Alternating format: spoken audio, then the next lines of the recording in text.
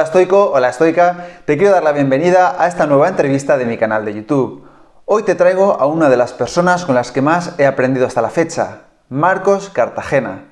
Marcos Cartagena es el creador del sistema Hanasaki, los 9 pilares de Japón para una vida centenaria con sentido, y es, desde mi punto de vista, dentro del habla hispana, la persona que más sabe de Japón y de las costumbres de los japoneses. Es una entrevista que tenía muchas ganas de hacer porque el año pasado estuve en Japón y desde entonces siento fascinación por la mentalidad y los valores que estaban arraigados en los japoneses. Esos valores que ya tenían los samuráis, como el honor, la disciplina, el coraje y la justicia, y que tanto se parecen a las 4 virtudes estoicas. Pero es que además la sociedad japonesa es la más longeva del mundo, y concretamente en la región de Okinawa se encuentran los japoneses más longevos dentro de los japoneses. Muchos de ellos llegan fácilmente a los 100 años en perfectas condiciones físicas y mentales, por lo que si quieres saber qué hacen estas personas, cuáles son sus hábitos que le hacen vivir tanto tiempo y también escucha con atención los 9 pilares del sistema Hanasaki de Marcos Cartagena. Pero antes de comenzar quería pedirte que si no lo haces ya, te suscribas a mi canal de YouTube si te gusta el contenido que comparto. Tan solo tienes que darle al botón de suscribir de aquí abajo y también a la campanita si quieres recibir una notificación cada vez que publique un vídeo nuevo. Si te gusta este vídeo te animo a que me comentes qué te parece, o si tienes algunas otras ideas que te sirvan a ti en tu día a día, me encantaría saberlo porque también puede ayudar a otras personas. Y te animo también a que si quieres apoyarme para que pueda seguir creando contenido de forma gratuita y que siga trayendo a gente tan buena al podcast, me apoyes en patreon.com o en buymeacoffee.com, y por el precio de un café al mes me ayudas a que pueda seguir haciendo todo esto. Te dejo todos los enlaces en la descripción del episodio y ahora sí que sí, vamos a la entrevista con Marcos Cartagena. Marcos Cartagena, bienvenido al podcast del Estoico, es un placer tenerte aquí. Muchas gracias, Pepe. El placer es mío estar aquí. Ya, además, te lo dije, que llevaba ya un par de semanas escuchándote y justo de repente me contactas para la entrevista y fue como Sí. algo súper casual y Sí, ha sido mágico. una casualidad bonita y de estas que te brinda Internet, ¿no? Que siempre digo que es una herramienta que la puedes utilizar bien o mal, pero que si la utilizas bien, que el potencial es casi infinito de gente que puedes descubrir y de cosas que puedes aprender. Así que esto es un descubrimiento para mí y estoy aprendiendo mucho contigo. Me alegro que sí sea. O sea, que el aprendizaje es mutuo. Muchas gracias. Vale, vamos a empezar, como siempre, por el principio, ¿no? Porque yo también te conozco desde hace poquito tiempo y quiero saber quién es Marcos Cartagena y aquí qué haces en la actualidad. Vale, pues a ver, yo soy uno de los fundadores de descubriendojapón.com, que es una agencia de viajes especialista en organizar viajes con alma a Japón, o sea, para gente que quiera realmente conectar con la esencia del país.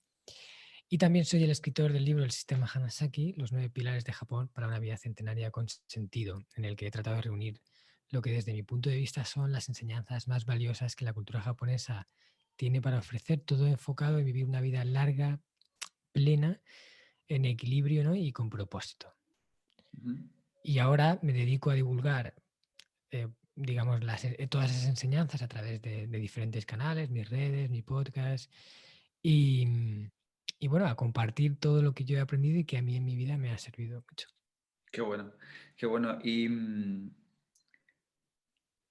he visto que en tus conferencias sueles mencionar a Steve Jobs y por el tema del minimalismo sobre todo. Y yo siempre empiezo o intento empezar este podcast con la frase de Steve Jobs en la Universidad de Stanford que dice que no puedes entender la vida cuando la vives hacia adelante, pero cuando la miras hacia atrás sí puedes Sí. ver esos puntos que te han ido llevando para un sitio o para otro y entender cuáles son los puntos que efectivamente han cambiado tu vida. Entonces quiero saber cuáles son los puntos de tu vida, los puntos principales que te han hecho cambiar el rumbo y que te hagan estar donde estás hoy.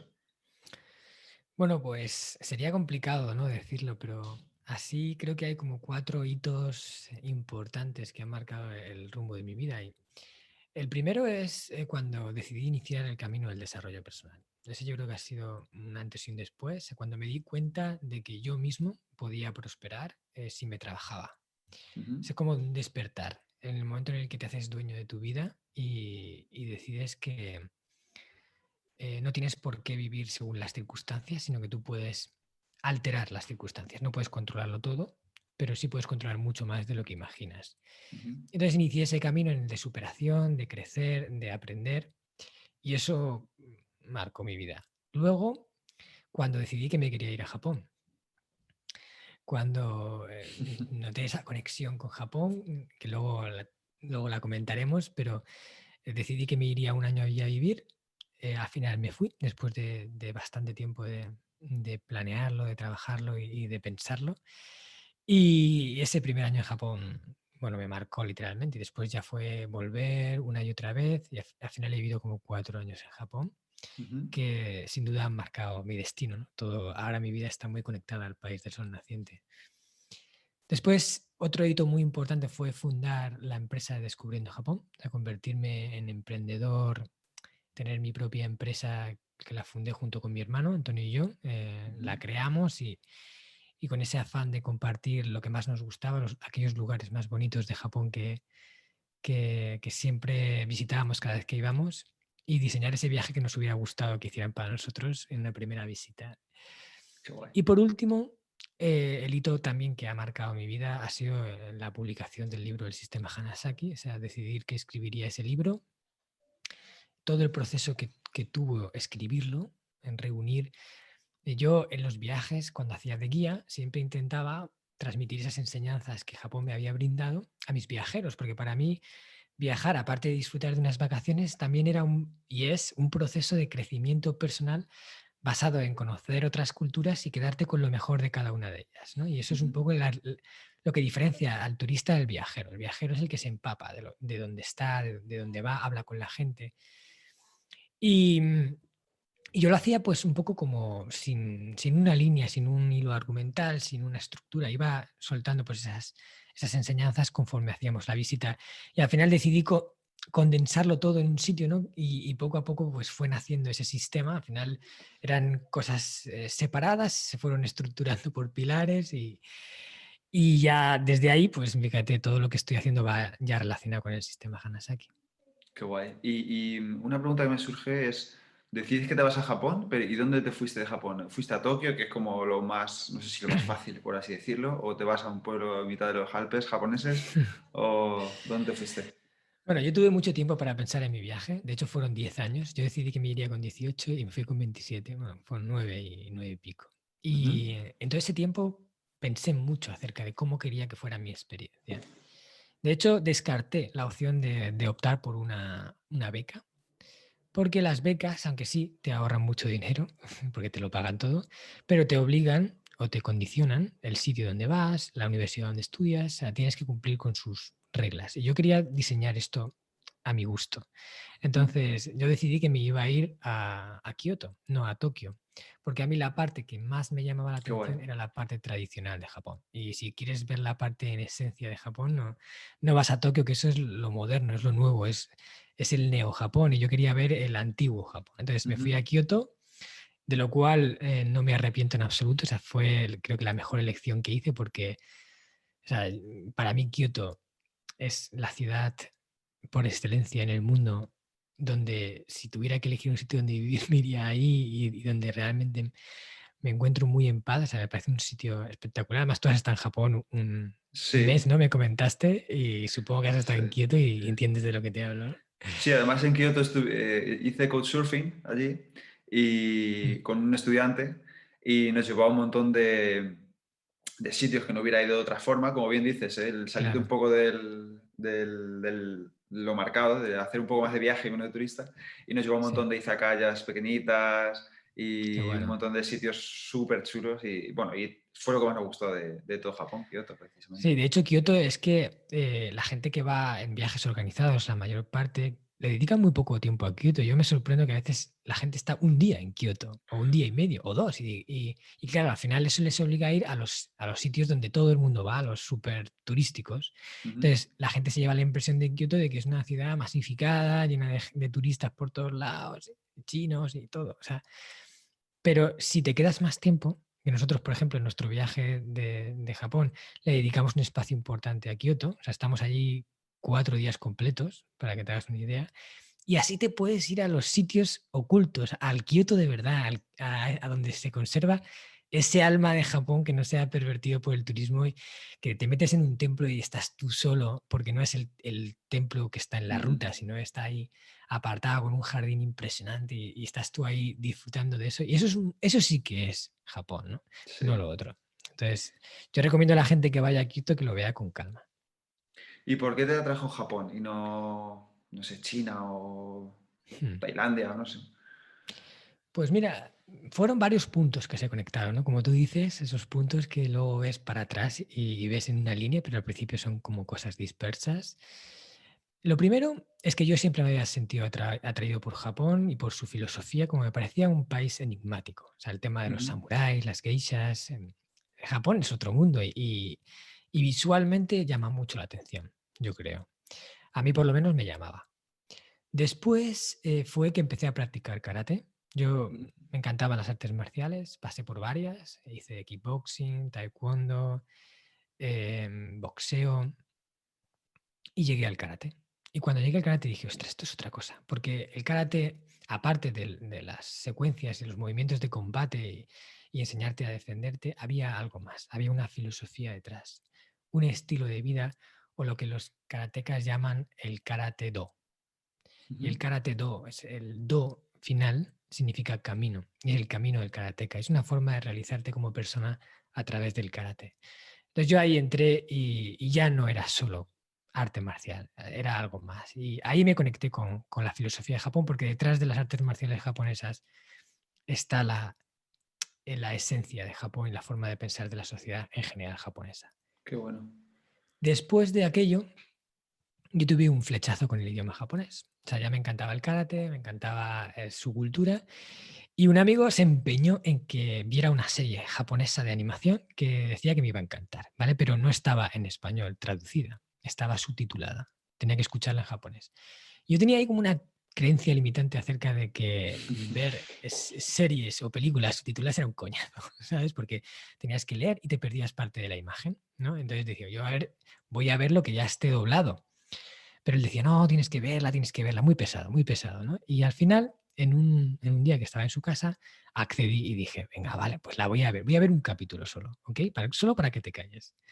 Y me dijo, venga, este episodio, si no te gusta, ya no te vuelvo a decir más de la serie. Y lo vi, me puse los cascos y escuché atentamente el japonés. O sea, ya no lo oí como un ruido de fondo, sino que lo escuché, ¿vale? Le Ujú. presté la atención que se merecía y el idioma me fascinó. Me encantó escuchar el sonido de cómo hablaban, cómo se expresaban.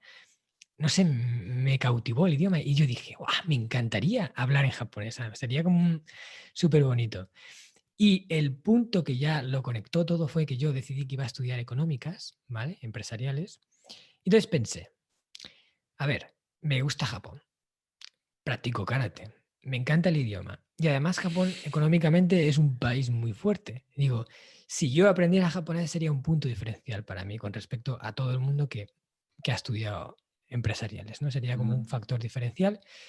Y entonces una idea surgió en mi cabeza. ¿Y si me fuera a Japón a vivir un año, a aprender japonés y a empaparme de su cultura? Eso entró ahí.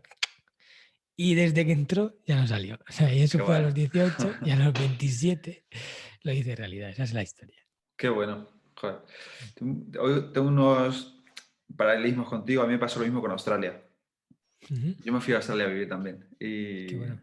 fue distinto porque la sociedad no tiene nada que ver, ni evidentemente el idioma, ni nada, pero entiendo perfectamente lo que me estás contando. Estabas ahí en la onda. Y sí, sí, sí. Y sí, a mí también me gusta mucho Japón. Sin más dilación, quiero entrar al sistema Hanasaki, ¿Vale? que es donde, bueno, por lo que ya he investigado sobre ti, Japón creo que es una de las sociedades más longevas del mundo y además de la parte de Okinawa, si no me equivoco, es más todavía. Ujú. Y ahí es donde un poco tú empezaste a pensar qué hacía esta gente, por qué son más Sí, longevos, qué es el sistema Hanasaki y de qué está compuesto. vale.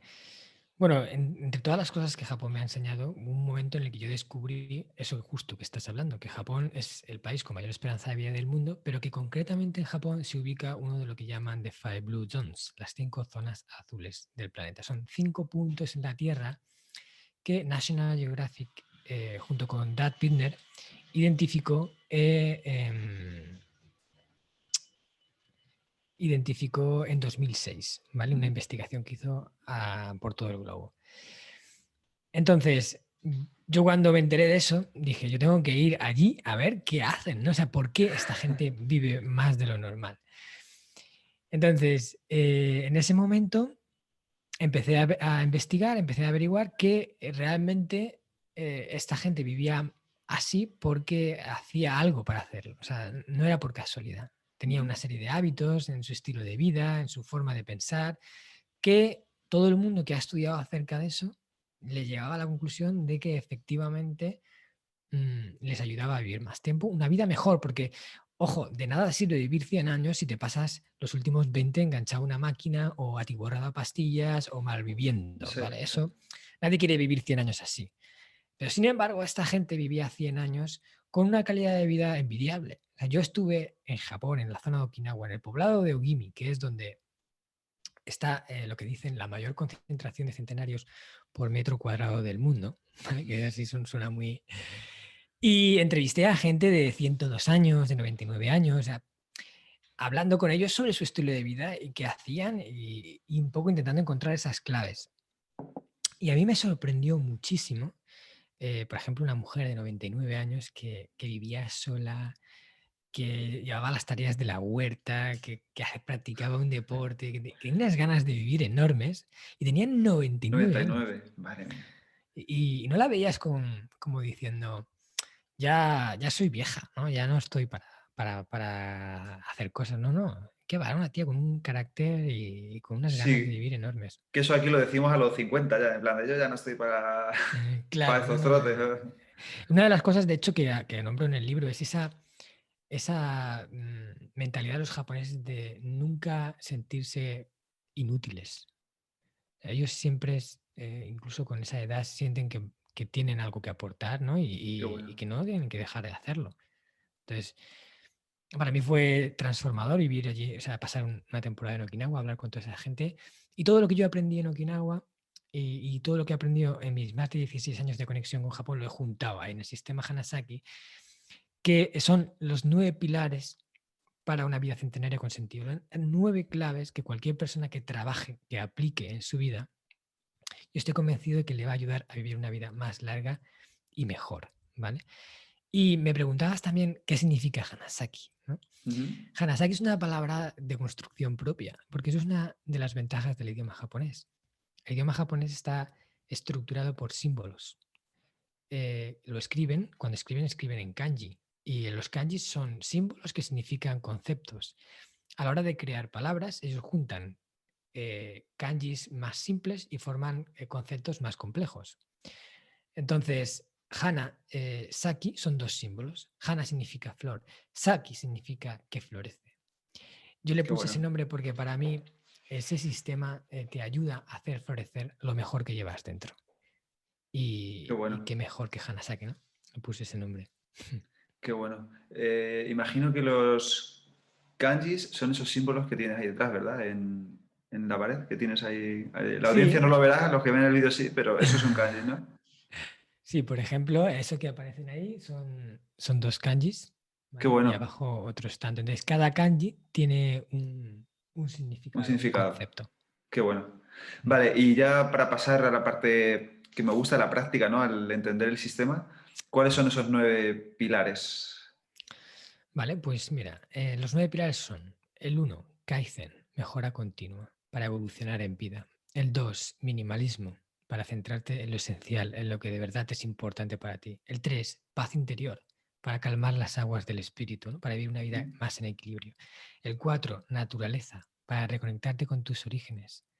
El 5, salud, para tener un cuerpo fuerte y robusto que te permita vivir mucho con calidad. El sexto, relaciones, para construir un círculo social más fuerte y que te llene de satisfacción. El séptimo, principios, para tener una luz que ilumine tu camino, ¿no? Y no desviarte. El octavo, ikigai, o lo que se llama el sentido de la vida, para tener un propósito claro Ujú. y sentir que lo que haces está valiendo la pena o te hace sentir en esencia. Qué bueno. El, eh, Ese será el octavo, ¿no? Y el noveno, actitud, taido, Ujú. para tener las actitudes necesarias que permitan que alcances todo aquello que te propongas en la vida. Qué bueno. Vale, Empezando por Kaizen, que me recuerda al podcast de Jaime Rodríguez de Santiago, que creo que también escuchas. Sí, Eh, yo soy fan de Kaizen. sí. Kaizen es, o tal y como lo entendemos aquí, es mejora continua, ¿no? O es así como se traduce por lo menos al castellano, o como yo lo tengo entendido. Sí, a ver, ahí la traducción literal es Kai es cambio, Zen es bueno, ¿vale? Es como Ujú. cambio bueno, aunque los japoneses la traducen más bien como cambio bueno que se persigue en todo momento. Por eso aquí lo conocemos como mejora continua. Es el tratar de hacer las cosas siempre mejor de lo que ya lo estás haciendo, incluso, ojo, incluso aunque ya lo estés haciendo bien. O sea, es el no conforme con cómo están ya saliendo las cosas a pesar de que el resultado sea bueno. Sin embargo, ojo, no la insatisfacción de no haber llegado donde quieres, sino sintiéndote orgulloso de hasta dónde has llegado, pero sabiendo que todavía puedes llegar un poco más lejos. O sea, Ujú, no es ujú. el necesito llegar más y más y más para poder sentir que ya estoy haciendo bien las cosas, sino ya lo estoy haciendo bien, pero ojo, aún hay margen de mejora. ¿Por qué quedarme aquí? Claro. Eso Mm. me recuerda un poco a lo que decía Séneca, empezando a tender puentes con el estoicismo, que él Sí, que hay decía muchos. que él aprendía bueno, eso, me imagino que eso es solo un aspecto de tu vida, ¿no? Pero él decía que él aprendía y animaba a aprender una perla de sabiduría todos los días, Mm. porque eso en el largo plazo te haría mejorar muchísimo. Y luego también decía que para mejorar a diario, todas las noches deberíamos reflexionar sobre, o sea, hacernos ciertas preguntas sobre qué has hecho bien ese día, qué has hecho mal, qué puedes hacer mejor, eh, qué has aprendido, qué puedes aprender. Entonces yo creo que eso está un poco relacionado con el concepto de Kaizen, ¿no? Al final es una reflexión sobre qué puedo mejorar. Claro, lo que yo te he explicado es la esencia de Kaizen, pero después está, ¿qué puedo hacer para aplicar Kaizen en mi vida? Porque para Ujú, mí Kaizen es evolución en vida, es decidir morir mejor que como naciste, es el camino del desarrollo personal. Y luego hay muchas prácticas dinámicas, acciones que puedes llevar a cabo. De hecho, en el sistema Hanasaki cada pilar habla de una esencia y luego qué puedes hacer para aplicarla en tu vida. Como tú has dicho, la búsqueda del conocimiento es una de ellas, que ujú, además también está en el libro. Por ejemplo, la parte de ver qué has hecho mal y qué puedes aprender de esos errores, ¿no? El aprendizaje de los errores, el acumular experiencias para ir viviendo cosas nuevas, enfrentándote a nuevos retos, qué bueno. el, el hecho de estudiar un poco tu personalidad y definir cuáles son tus fortalezas y cómo puedes potenciarlas, o darte cuenta de cuáles son tus carencias y ver cómo puedes suavizarlas. Todo eso Ujú, te lleva a construir una mejor versión de ti, ¿no? Y aplicas Kaizen contigo. qué bueno. ¿Y qué haces tú a diario para mejorar no sé si está bien dicho mejorar tu Kaizen o practicar el Kaizen? Bueno, pues yo trato de poner en práctica un poco todo, ¿no? Y no todos los días lo haces, pero vas haciendo un poquito hoy, un poquito. O sea, la parte de aprendizaje, Ujú, de perseguir el conocimiento es una constante en mi vida. Yo leo libros, escucho podcasts, veo documentales, hago formaciones. O sea, siempre persigo el aprender algo más. qué bueno. La adquisición de habilidades, por ejemplo. O sea, yo también, aparte de lo que tú haces bien por naturaleza, de tus talentos, tú puedes incorporar habilidades a ti mismo. Puedes aprender cosas que luego puedes utilizar. Entonces, yo en el libro recomiendo que la gente primero sea consciente de cuáles son sus habilidades y luego decida qué habilidades quiere aprender para complementarse. Para mí, lo ideal es tener una o dos habilidades muy buenas que manejas muy bien y eres un experto, y Ujú, luego tener muchas otras que manejas un poco bien, pero que le sacas rendimiento y te hacen polivalente. qué bueno. Entonces, yo he ido adquiriendo habilidades diferentes. Por ejemplo, las artes marciales es una habilidad para mí. Es un deporte en el cual Ujú, te sirve para defenderte, que además te entrega valores como la disciplina y otras, el compañerismo. He aprendido a hacer cosas que parecen insignificantes, como origamis, ¿vale? Hacer origamis muy difícil. sí, es Sí, sí, difícil, sí. pero bueno, es un acto de concentración, de buscar la perfección de cada pliegue. Y luego no te puedes imaginar el partido que yo le he sacado a saber hacer origamis, hacer regalos. Bueno, en el libro cuento una historia de cómo con una empresa japonesa le regalé un origami hecho por mí al presidente y se quedó alucinada. O sea, Qué bonito, qué guay. para mí las habilidades son herramientas que puedes utilizar en tu favor y tener un buen repertorio de ellas es súper, súper importante, ¿no? Y luego, es que te diría un montón de cosas, la búsqueda de experiencias nuevas. Yo me denomino a mí mismo como un cazador de experiencias. Entonces, estoy al ojo, pendiente de cuál es la nueva experiencia que puedo tener. Y siempre que haya algo nuevo que yo puedo probar, lo pruebo, a no ser que sea algo inmoral, ¿vale? Sí, Pero, qué pero bueno, estoy ahí, ¿no? Si voy a un restaurante me pido algo nuevo, si voy a un sitio y hay una actividad que se puede hacer, la pruebo, o sea, no me cierro nada. qué bueno. Sí, me siento identificado también en muchas cosas contigo. Yo también intento siempre aprender un poquito todos los días de algo, mejorar ese 1%, ¿no? Que dice James Clear en su libro Hábitos Atómicos, que está muy guay, si te gusta. Mm. Mejorar 1% tú. Entonces Cada creo que eso día, está ¿no? muy... Sí, claro, al final, Al cuando final es llegues... un Muchísimo. exponencial, sí. Exactamente. Vale, la parte 2, perdón, el pilar 2, si no recuerdo mal, es minimalismo. Ujú. ¿Tiene esto algo que ver con el...? Porque me está apoyando un libro en japonés, no, en japonés no, de Japón, y he visto un concepto que se llama wabi-sabi, que es lo simple, ¿no? Como la belleza de lo simple. ¿Tiene algo que ver esto con el Mm. minimalismo en Japón o no? Sí, tiene que ver. Bueno, el wabi sabi de hecho es una de las palabras sobre las que yo he escrito en mi blog. Llevo una serie que se llama Las 100 palabras más bellas de Japón. Cada Ujú. semana o cada 2 semanas publico una nueva y publiqué sobre el wabi sabi. Y el wabi sabi o sea, es que la traducción también es compleja, ¿no? Pero diría que es como la belleza de lo imperfecto, la belleza de Ujú. lo no, o sea, no tiene por qué ser perfecto en todos sus sentidos para ser bello. Qué bueno. Y eso es una cosa que se ve en Japón, que se palpa y creo que también va asociado al minimalismo, ¿vale? Aunque es un poquito diferente, ¿no? Pero va ahí como en conexión. Para mí el minimalismo es una corriente filosófica que promueve los beneficios de centrarte en lo esencial, de eliminar de tu vida lo superfluo, Ujú. para poder concentrarte en aquello que de verdad es importante para ti, ¿vale?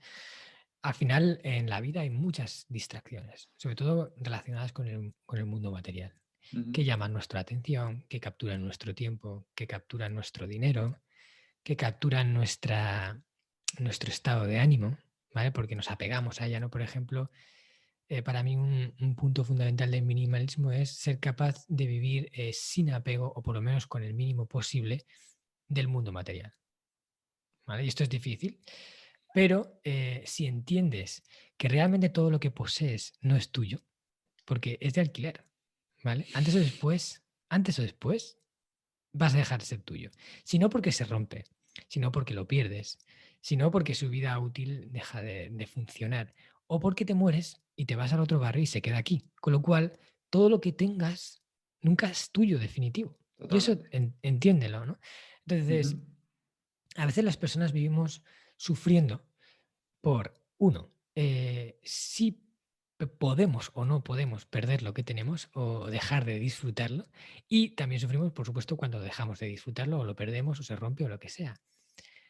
Y yo propongo que hagamos algo contrario, que cojamos y digamos, cada minuto que yo he pasado con ese objeto que me ha ayudado a disfrutar más de la vida o a hacer mi vida más fácil, agradécelo y cuando se vaya, da gracias del tiempo que has podido disfrutarlo, no de que ahora ya no lo tienes. Ujú.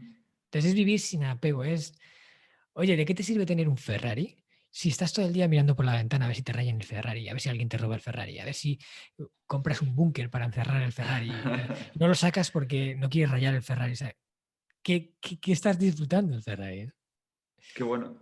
Mm. Y dos cosas aquí que vuelvo a recordar a Séneca, ¿no? Que él siempre dice también que disfrutes las cosas sabiendo que son un préstamo de la fortuna, que te las puede pedir en cualquier momento sin avisarte, que Ujú. es justo lo que tú acabas de Es decir, lo justo, mismo. justo. Y luego también dice que no leas más libros de los que eres capaz de tener. O sea, ¿no? Que no te sirve, y esto es un poco el minimalismo, ¿no? También, si, o no sé si lo estoy interpretando mal, dice que lo extiendas a todos los ámbitos de tu vida en el sentido de que no tengas mucha más ropa de la que puedas ponerte. O sea, quiero decir, no te sirve de nada tener quizá un armario lleno de ropa o un estante lleno de libros que no puedes leer o una casa llena de muebles que no puedes llenar o que no puedes ni siquiera Mm. tener, ¿no? Entonces, No sé si va un poco por ahí la idea del minimalismo en el sistema Hanasaki. Sí, yo creo que va conectado con eso. O sea, Ujú. al final céntrate en lo que realmente necesitas y puedes disfrutar. Si tienes, imagínate, Exacto. 100 pantalones en el armario y, y tendrías que ponerte prácticamente uno cada día para poder ponértelo. O sea, te compras un pantalón para ponértelo una vez al año. ¿Qué Ujú. sentido tiene eso? ¿No? Pues en vez de tener 100 pantalones, ten 10 o menos, los que realmente uses, ¿no? Y así con todo. Eh, yo creo que lo más importante del minimalismo es integrar una frase que decía mucho Steve Jobs, que por eso lo nombro también, porque él está también conectado con el Ujú. minimalismo. De hecho, él era súper minimalista en su casa, tenía muy pocas cosas. Sí. Y es menos es más. Integra eso. Menos es más. Siempre persigue el menos es más. Más simple es mejor. Ujú. Más sencillo es mejor. Menos cosas es mejor. Menos equipaje es mejor. Menos objetos es mejor. ¿No? Por supuesto, tampoco digo que tengamos que liberarnos de todo. Yo no soy minimalista en plan estricto. Tengo objetos, porque creo que los objetos nos ayudan a hacer la vida más fácil y a disfrutar más. Pero intento no tener más de los que puedo usar y más de los que realmente necesito. Y otro punto importante del minimalismo es elegir la calidad a la cantidad. Es decir, mejor tener uno y bueno que tener 5 y malos. Totalmente. O sea, es decir, si te vas a comprar una chaqueta, en vez de comprarte 5 chaquetas, cómprate una buena, una de estas que te pongas y digas, uff, qué gusto de llevarla, qué bien abriga, cómo dura, qué bien viste. Eso. Ujú. Eso me recuerda mucho, no sé si conoces un chico americano que se llama Derek Sivers, que te recomiendo muy mucho leer si te gusta este Derek tema del Sivers. sí, este tema del Vale. minimalismo. Él dice siempre que la perfección no se logra cuando no hay nada más que añadir, sino cuando no hay nada más que quitar. Y creo que también va por esto. Y de hecho, Mm. si tú te metes en su página web es blanca y y está solo escrito con... No tiene imagen ni nada, tiene solo... Dice, esta web está hecha así porque no necesita nada, solo necesita que seas capaz de leer esto. Y solo tiene texto, o sea, es súper chulo. Ostras. Muy guay, sí. Tercer pilar, paz interior. Ujú. Paz interior. Vale, es un poco también la ataraxia estoica, ¿no? La tranquilidad, la serenidad mental Sí. que se puede lograr a través de un montón de métodos. ¿Cómo se integra esto en el sistema Hanasaki?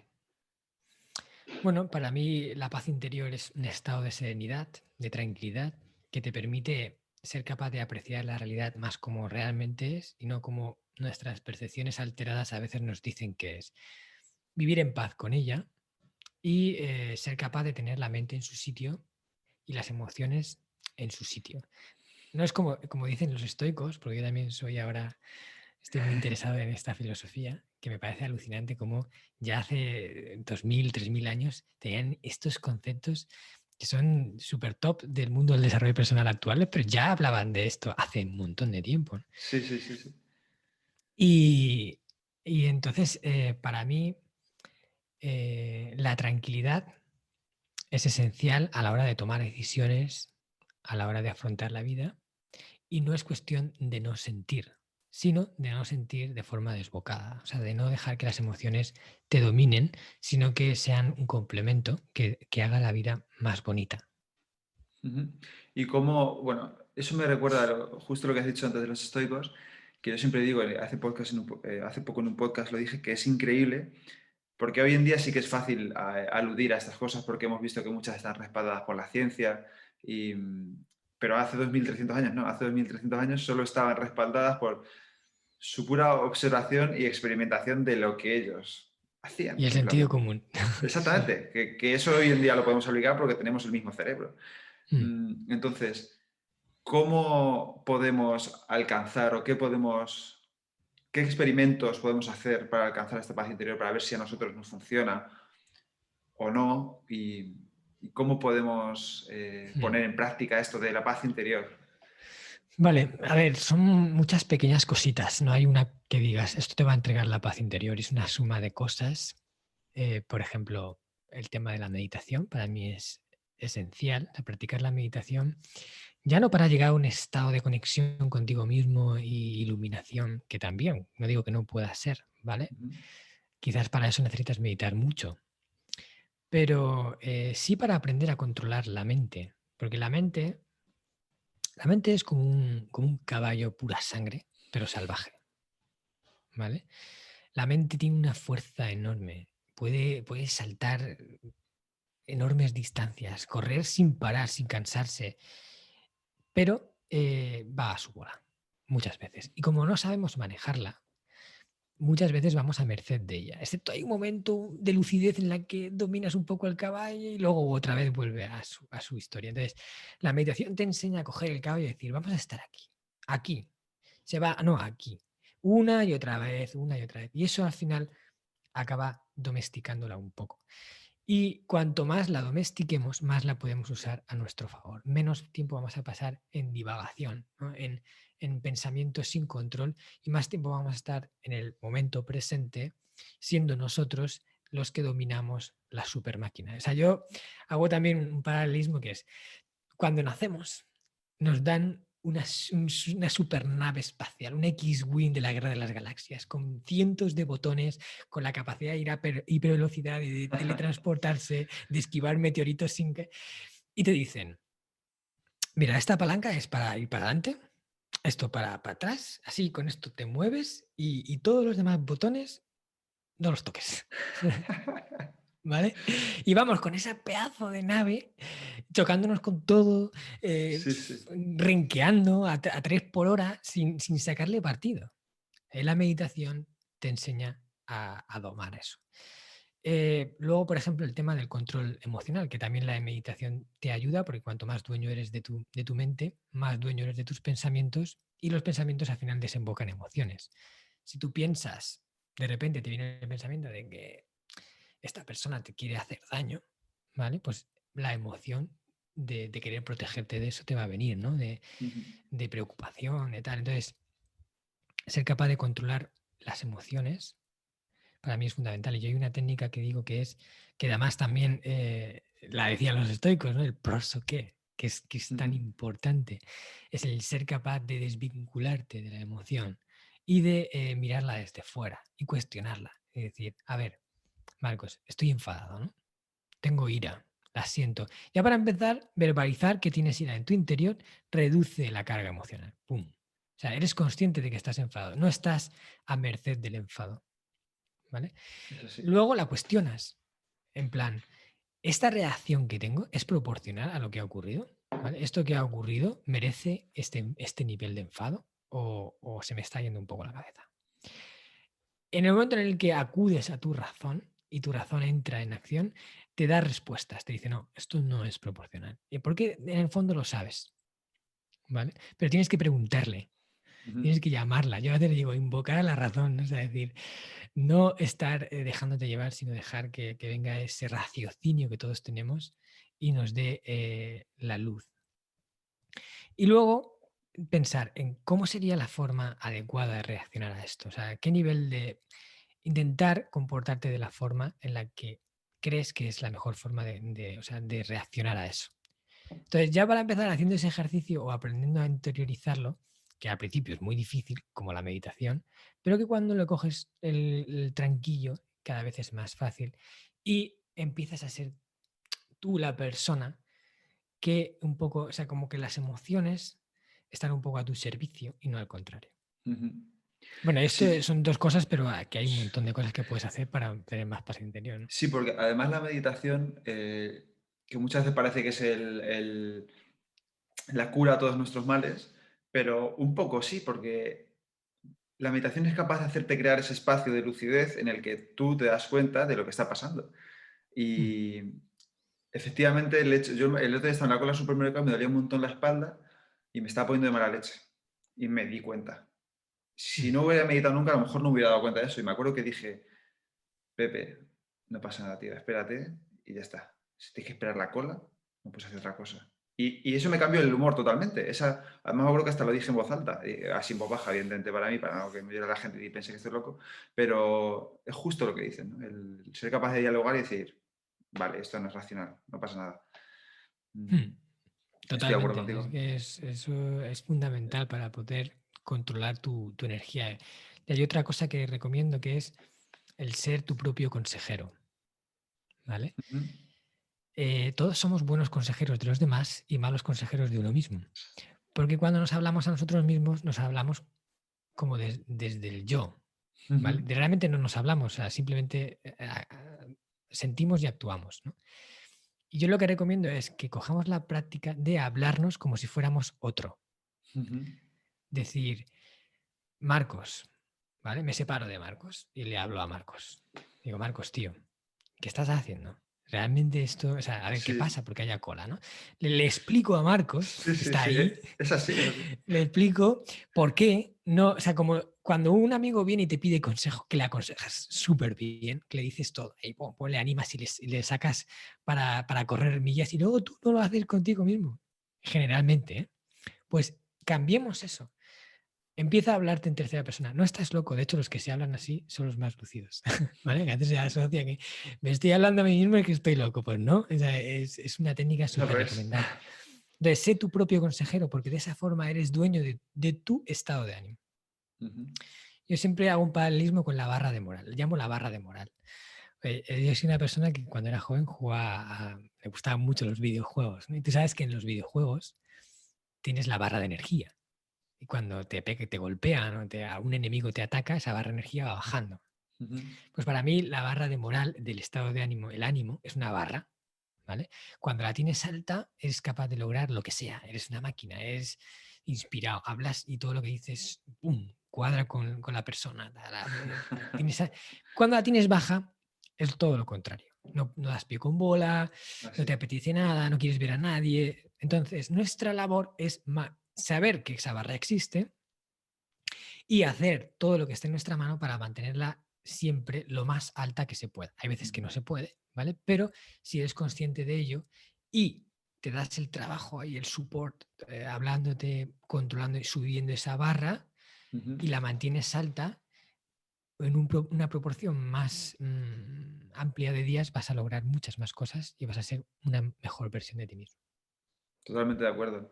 Y me quedaría hablando en este punto, creo que esto da para varios podcasts. Es que este da para mucho, Sí, que solo con paz interior sí, te sí, sí. diría, no sé, una hora o hora y media de Da contenido. mucho, da mucho. Mm, Por eso quiero intentar seguir avanzando me gustaría ver todos los pilares para que la gente los conozca Vale. y los pueda poner en práctica. El cuarto, Vale, no sé, ya te digo que no sé si nos va a dar tiempo a todos, ¿eh? Pero bueno, podemos dejar alguno para que la gente luego se informe más vale. adelante. Pues si quieres, me parece muy bien esto que has dicho. Entonces, si quieres, vamos a ir avanzando los que yo creo que pueden ser más interesantes para la gente Claro. y vamos a eso. Sí, porque Vale, los 9 no vamos a poder tocarlos. Vamos a los que crees que a tu audiencia le va a interesar más y hablamos sobre eso, porque luego además tú tienes tu final de la entrevista y hay que cumplir vale. con todos los hitos. Sí, sí, sí, perfecto.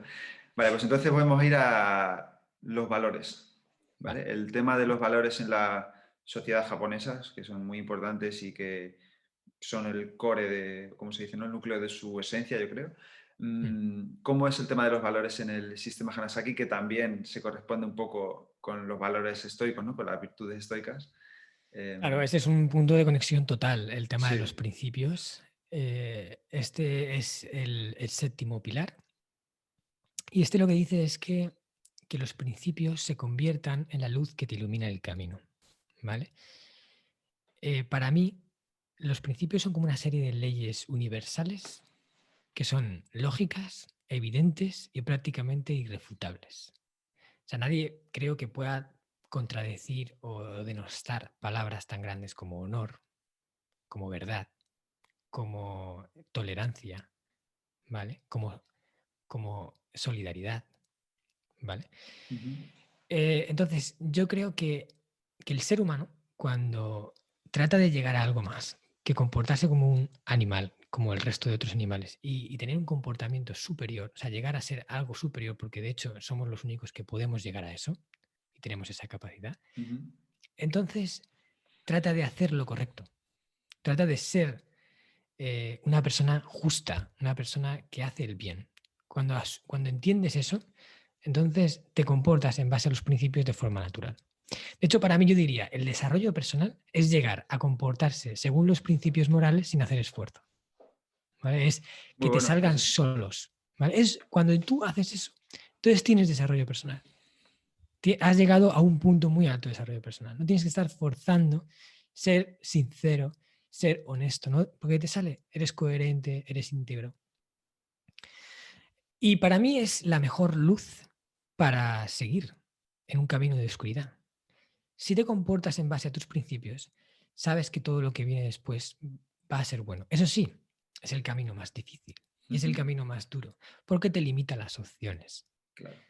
Cuando tú no tienes principios, pues hacer lo que mejor te convenga en ese momento. Y si lo que te conviene es pisar a la persona que tienes al lado para pasar por encima a cualquier precio, lo puedes hacer, porque no tienes limitaciones. Cuando tienes principios, no. Tienes que respetar a la libertad de los demás y tienes que hacer cosas que impiden aparentemente lograr el objetivo a más corto plazo. Pero a largo plazo, si miramos en el largo plazo, en los principios es el camino mejor, porque es lo que crea confianza, es lo que atrae a las personas hacia ti, es lo que realmente construye algo sólido que no se puede romper. Y eso solo se puede hacer con los principios. Si tú eres una persona deshonesta, ¿vale? Puede ser que consigas cosas rápido y aquí y fácil, pero antes o después todo el mundo va a saber de qué pasta estás hecho. Exactamente. ¿Y quién quiere estar al lado de una persona que te puede traicionar, una persona que mira solo su propio interés? ¿Quién, no?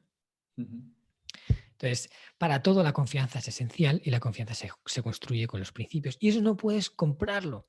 No puedes comprar la confianza de los demás. Por mucho dinero que tengas, no puedes ir a una persona y decir, te doy 1.000.000 de euros si confías en mí. Te va a decir que sí para quedarse con tu 1.000.000 de euros, pero no va a confiar en ti, ¿entiendes? Porque eso es una cosa que se gana y solo se gana con los actos y se gana con los principios.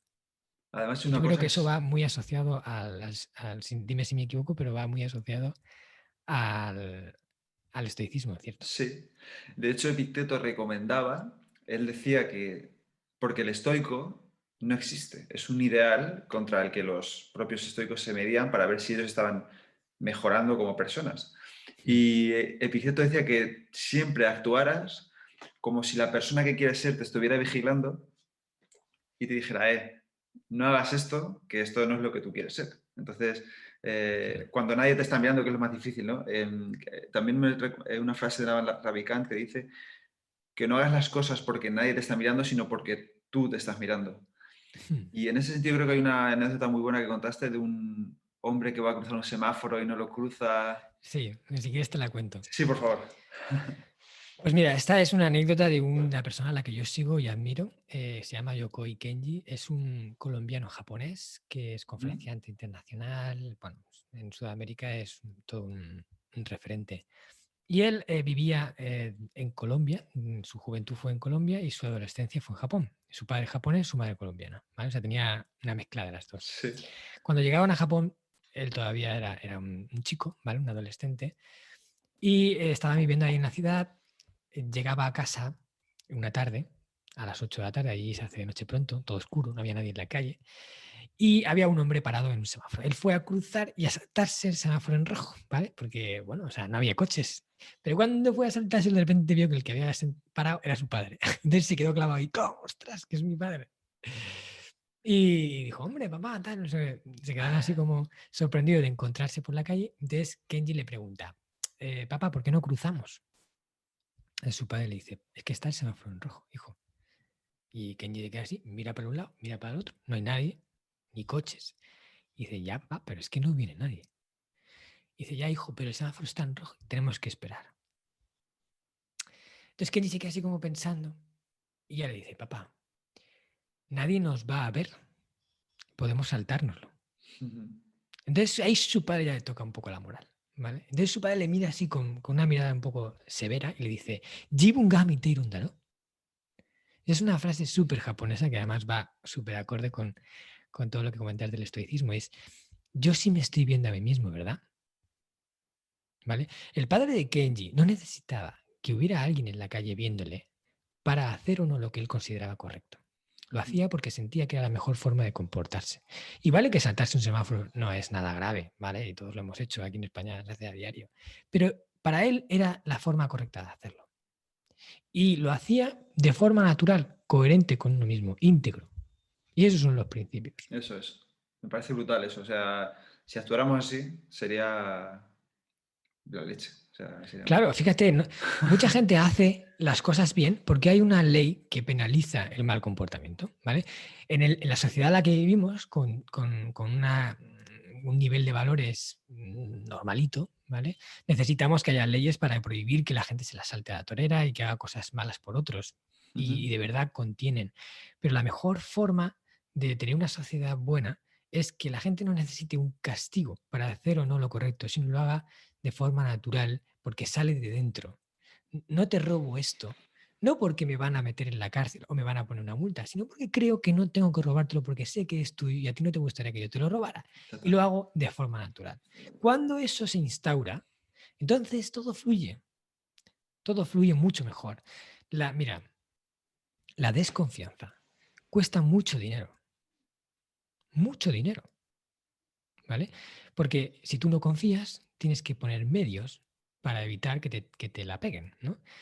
En Japón existen unos puestos, ¿vale? En las zonas rurales, sé que en algunas partes del mundo también Ujú. pasa, ¿no? En el norte de Europa y en algunos sitios donde tienen más integrado el tema de los principios, pero los agricultores no tienen medios para montarse una tienda, ¿ok? Entonces, lo que es excedentes de la producción las ponen en unas estanterías enfrente de su casa, con una hucha al lado y un cartelito con el precio de lo que vale cada bolsita de las verduras o la fruta que han preparado. Los habitantes del pueblo o la gente que pase por allí, si quiere comprar algo, coge la bolsita y deposita el dinero en la hucha. Pero no hay nadie vigilando, ¿vale? Esto permite al agricultor sacarse un extra y además que esos alimentos no se pudran en su casa y Qué repartirlos de maravilla. una forma, ¿vale? Si hubiera desconfianza, tendría que poner una persona a vigilar el puesto, con lo cual tendría que pagarle un sueldo, con lo cual el producto valdría más caro para amortizar la parte que cuesta el empleado. ¿Vale? Si aún así hubiera más desconfianza, tendría que poner una cámara para vigilar al empleado de que no le robe lo que está cobrando, con lo cual el producto todavía valdría más caro. Y así seguimos para adelante. La desconfianza cuesta dinero y tiempo. Y eso, hasta que no lo entendamos, no vamos a poder realmente avanzar. Totalmente. Y esto me está recordando que yo fui a Japón y cuando fui a Japón venía de China. Y en China dicen las malas lenguas que cada metro cuadrado de China está vigilado, ¿no? Y me acuerdo que estaba todo lleno de cámaras. Incluso la Gran Muralla de China estaba llena de cámaras. Nos subimos a un autobús y había 10 cámaras en el autobús. Y justo después de ahí vamos a Japón y no había nada de eso. Y yo Mm, pensaba, el dineral que se están ahorrando estos japoneses en cámaras, claro, de no vigilar a la gente. claro. Porque y me recuerda totalmente a lo que has dicho. En ese sentido, quería ligar este tema de los valores con, porque me lo ha preguntado gente, con el tema del Ujú, Bushido, ¿no? Y los samuráis, que mm. me recuerda mucho a esto de los valores de los samuráis, del honor, la disciplina. ¿Qué nos puedes decir un poco del Bushido? ¿El Bushido se integra también en el sistema Hanasaki o es otra cosa distinta? A ver, el sistema Hanasaki bebe del Bushido, ¿vale? Ujú. Y es que el Bushido es algo que está como, digamos, impregnando toda la sociedad japonesa. Esa influencia del Bushido, de la cultura del samurái, al final es un reflejo un poco de ciertas pautas de comportamiento de los japoneses, ¿vale? Los principios que los japoneses tienen tan arraigados, en parte vienen gracias al Bushido.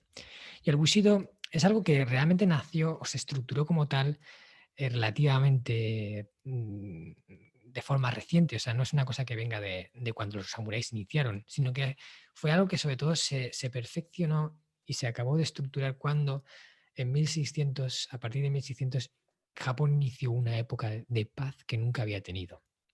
Ujú. Japón había sido un país muy convulso de guerras constantes, hasta que el clan Tokugawa se erigió como shogun y consiguió unificar Japón y a partir de ahí estableció una paz.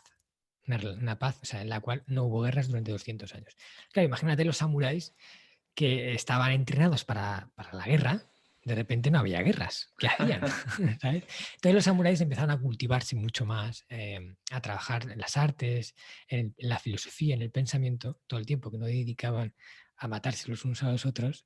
Y el Bushido fue cobrando forma. Y al final el Bushido es Es un código de comportamiento del guerrero, en el que los valores morales tienen importancia, en el que un guerrero no debe ni siquiera de atacar a otro por la espalda, aunque sea su enemigo, porque respeta el honor, porque eso no es honorable. Entonces, según el Bushido, hay lo que llaman las 7 virtudes del guerrero, que Ujú. son Gi, justicia; Yu, coraje; Jin, benevolencia; Rei, respeto; Makoto, honestidad; Meiyo, honor; y Chugi, lealtad.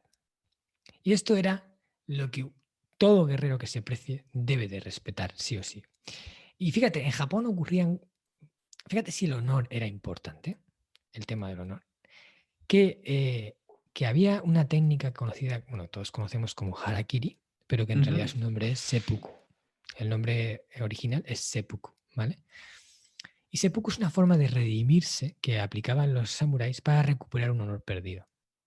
Imagínate que un samurái había hecho algo que mancillaba su honor, pero no solo su honor, sino el de todo su linaje, porque para el Japón el apellido representa no solo tu persona, sino todo lo que hay antes que tú. ¿Vale? Si tú mancillas tu apellido, mancillas el apellido de todos los demás, ¿no? Entonces, la única forma de recuperar el honor perdido era hacer seppuku. Y seppuku consiste en insertarse un puñal llamado tanto, que es una especie de katana pequeña, Ujú. en la barriga y abrirse en canal, ¿vale? Para morir, quién sabe, si en una hora, en un día, hasta 3 días podían estar agonizando las personas con el seppuku. ¿Vale? Aquellos afortunados, a los más afortunados, les cortaban la cabeza después del seppuku para que no sufrieran. Y lo hacía quizás una persona muy allegada a él. Pero esto te demuestra hasta qué punto podían llegar a valorar el honor, tanto como para morir de una forma muy, muy, muy dura, para demostrar a todo el mundo que estaba arrepentido de eso que había hecho y lo demostraba de esa forma. Que por supuesto no quiero que la técnica del seppuku se extienda, ¿no?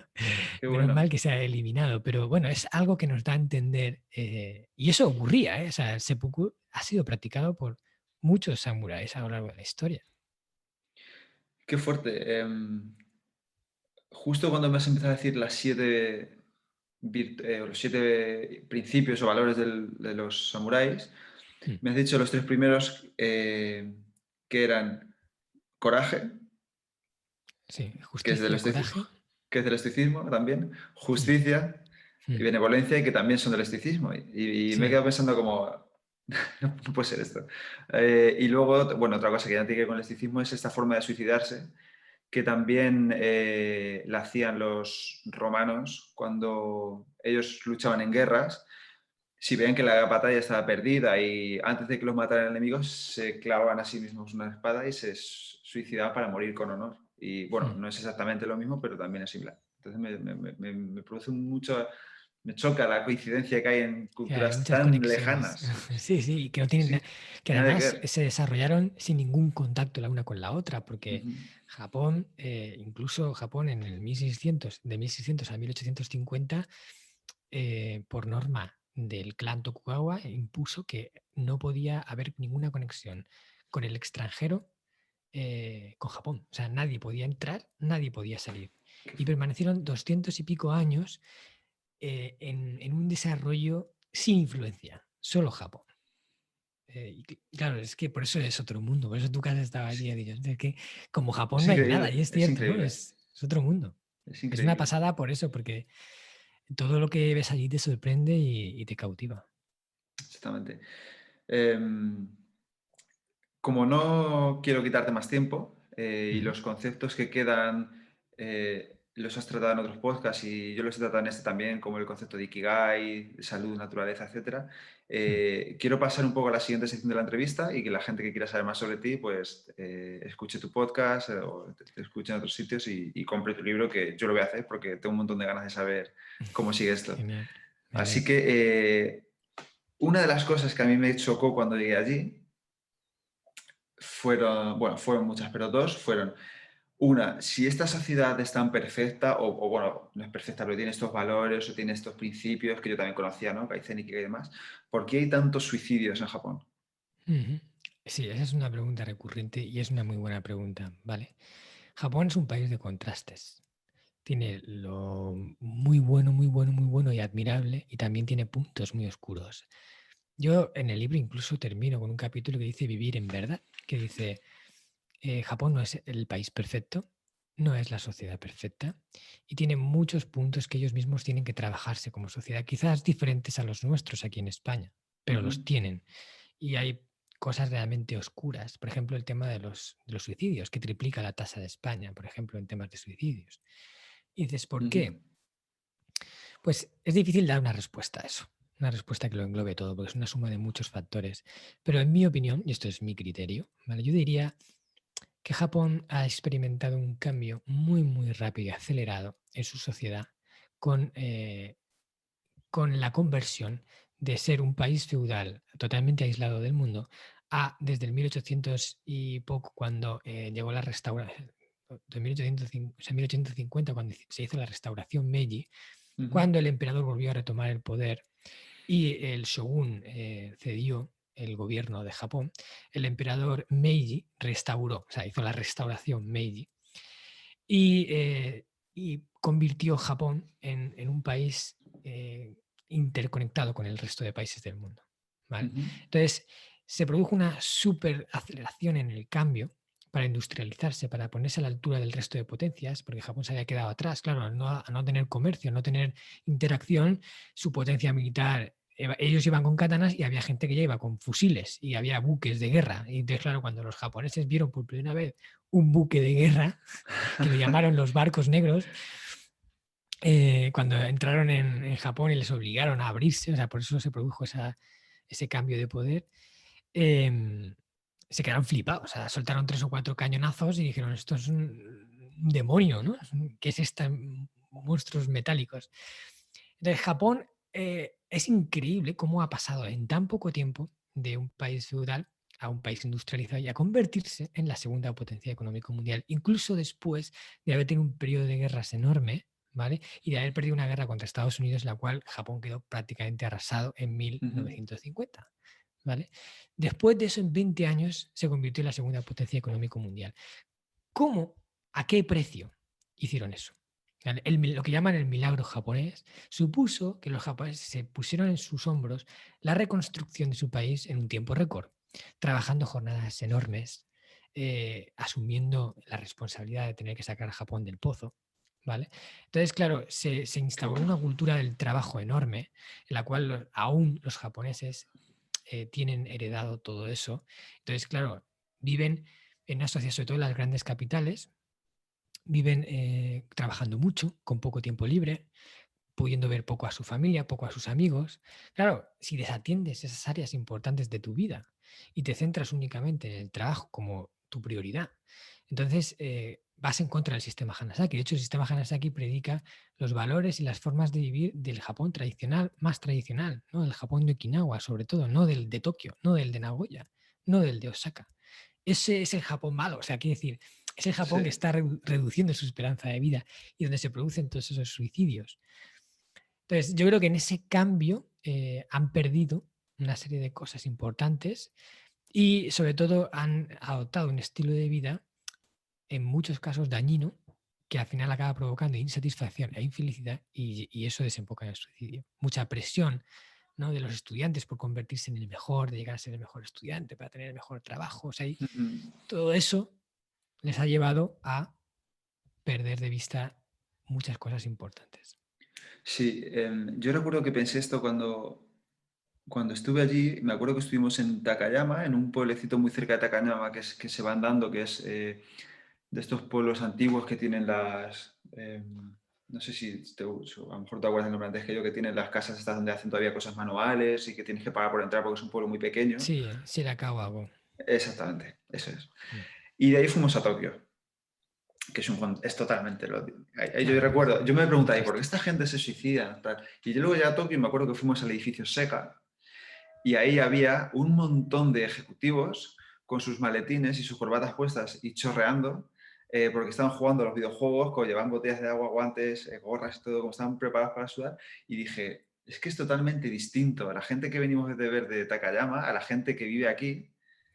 Y entiendo que quizás esta gente sea más el perfil de la gente que se suicida, más la gente urbanita, que la gente de estos pueblos donde se vive a otra velocidad, a otro ritmo Mm, totalmente claro, distinto. yo creo que sí. O sea, el perfil del suicida yo creo que es más pues del perfil ciudadano de la gran ciudad, sometido a una gran presión, Sí. con poco tiempo libre, mucho trabajo, mucha presión social. O sea, Japón es un país que tiene muchas reglas sociales que todo buen japonés debe de cumplir, Ujú. ¿vale? Y todo eso genera presión. Al final, cuando tú tapas una salida de agua y le pones una tapa, el agua sigue fluyendo y de alguna forma eso acaba reventando. Entonces, eso es lo que ocurre en Japón. Hay tapando salidas de agua y al final el agua sale por otro sitio. Exactamente. Bueno, y ya una pregunta para acabar, antes de pasar a las preguntas rápidas, que esas sí vamos a ser más rápidas. ¿En qué se diferencia la sociedad japonesa de la occidental? Y no me refiero a esta sociedad japonesa que es la que estamos hablando ahora, que yo creo que esto de la presión laboral, el poco tiempo libre y demás, creo que somos bastante parecidos, sino de esa sociedad japonesa que tiene estos valores de Hanasaki. Mm. Sé que podemos dar un podcast también para esto, pero una respuesta así es un poco... Pues, a ver, como te digo, también es una pregunta difícil de respuesta y además no se puede tampoco generalizar, ¿no? Yo Ujú. diría que entre Oriente y Occidente, o sea, entre Japón por ejemplo, España y otros países de Occidente, hay muchas diferencias, pero una de las grandes es el concepto del individuo y el colectivo. Para mí, Japón es un país colectivista y España, Estados Unidos, los países occidentales son individualistas. Entonces, el individuo, por ejemplo, aquí en España nosotros nos preocupamos por nosotros mismos y por la gente que queremos. Y al resto, al resto, eso es el que se apañen, ¿sabes? El Sí, resto es sí. el resto. Cada uno, ¿sabes? Que se saque sus castañas del fuego. Y en Japón no. En Japón el resto es importante. El que no conoces es importante, ¿vale? La empatía Y colectiva esta, ¿no? Que se la habla empatía tanto. colectiva. Y viven el de sacrificarse por el grupo, eso ocurre en Japón. Aquí, ¿quién se sacrifica? Aquí, quien se salve quien pueda, ¿no? O sea, decir, ¿por qué me voy a sacrificar yo? Ujú. Entonces, yo no digo ni que un lado sea bueno ni que el otro, pero creo que esa es la principal diferencia. Allí son más del colectivo y aquí somos más del individuo. Y creo que el punto bueno es el punto medio. Por eso yo siempre predico y digo que un acercamiento de la cultura japonesa a España o a los países latinos y viceversa, para encontrar una conexión en el punto intermedio, haría una sociedad mucho mejor. Muy bueno. Ujú. Mejor que la de Japón y mejor que la de aquí. Sí, porque aquí carecemos de eso, por así decirlo, pero allí es verdad que carecen un poco de... Me dio la impresión a mí de esta alegría que nos caracteriza un poco del ser más sociales, sonreír más, abrazarnos, Mm. no sé, un poco la sensación que yo tuve. Allí necesitan valorar más al individuo y valorarse Ujú. más a sí mismos y valorar más su opinión y ser capaz de sobresalir del grupo. O sea, hay un refrán japonés que para mí es un poco dañino, que ahora mismo no me acuerdo cómo es en japonés, pero es el clavo que sobresale es amartillado con más fuerza. Qué bueno, El colectivo qué bueno. busca una homogenización en general. Y eso a veces limita el que una persona pueda expresar su mejor versión o lo que lleva adentro y su creatividad se venga reducida Qué por bueno. el no chocar con lo que hay a su alrededor. Y yo creo que esto a Japón le falla. Vale, bueno, nos quedamos con esta idea para terminar esta parte de la entrevista que me ha gustado muchísimo. Vamos a pasar a las preguntas rápidas, ¿vale? Para Vale, que la audiencia vamos a te hacerlas conozca rápidas porque no sé un cómo poquito vamos de más. tiempo, creo que mal, ¿no? Sí, sí, sí, yo creo que también. Así que vamos a hacerlas rápidas, venga. ¿Cuál es el libro que más has regalado y por qué? Bueno, realmente no he regalado un libro como este es el único libro que regalo. O sea, yo intento que los libros que regalo vayan acordes con la persona que es. Entonces, cada persona necesita un libro. Yo, por Ujú. ejemplo, sí que hay libros que recomiendo mucho. A mí, si tuviera que decir uno que me parece como esencial y válido para todos y que a mí me hizo un clic, sería el de La buena suerte de Alex Rovira. Ah, qué bueno. Yo creo que fue el primer libro de desarrollo personal que leí hace ya muchos años. Y cuando lo leí dije, "Buah", o sea, ese es el libro en el que, en el que entiendes que eres el dueño de tu vida y que la buena suerte la construyes tú. Que no dependas de lo que es el azar, sino que tú seas capaz de moldear las circunstancias para que las cosas buenas sucedan. Muy bueno. Yo coincido contigo, me encantó ese libro. Mm. ¿En qué te gustaría mejorar? Pues mira, hay un punto que es una lucha mía, una batalla que no, nunca he conseguido perdida porque soy muy tozudo, pero es, yo me niego a aceptar que el día se acaba y me cuesta empezar el día. Tengo esa, me cuesta acostarme y me cuesta levantarme. O sea, yo quiero levantarme pronto, quiero acostarme pronto y eso es una de mis máximas y muchas veces lo consigo, pero es algo que está ahí y que yo soy nocturno, pero entiendo que por la mañana, levantándome pronto, puedo aprovechar mucho más y trato de, no sé si estoy luchando contra mi naturaleza o no, pero eso, acostarme pronto, aceptar que el día se acaba. Y para mí es un acto de generosidad, porque es al Marcos de mañana, le regalo, o sea, no le robo horas al Marcos de mañana. Si yo me voy a acostar a las 11 y me acuesto a la 1, le estoy robando 2 horas al Marcos de mañana. Es como hacerle una putada a mi Marcos de mañana. Y ahí, ese es un trabajo que estoy haciendo conmigo mismo. Totalmente. Qué bueno.